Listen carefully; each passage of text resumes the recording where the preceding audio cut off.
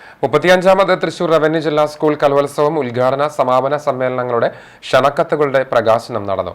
നഗരസഭാ ചെയർപേഴ്സൺ സീതാ രവീന്ദ്രൻ, സ്വീകരണ കമ്മിറ്റി ചെയർമാനായ നഗരസഭ ആരോഗ്യ സ്ഥിരം സമിതി അധ്യക്ഷൻ ടി സോമശേഖരനെ കൈമാറിക്കൊണ്ട് പ്രകാശനം ചെയ്തു.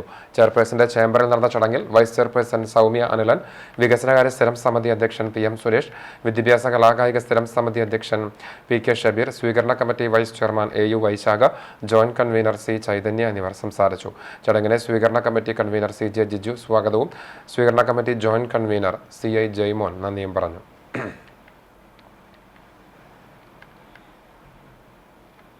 ഒന്നിനൊന്ന് മെച്ചപ്പെട്ട രീതിയിൽ തന്നെയാണ് എല്ലാ സബ് കമ്മിറ്റികളും പ്രവർത്തിച്ചുകൊണ്ടിരിക്കുന്നത്.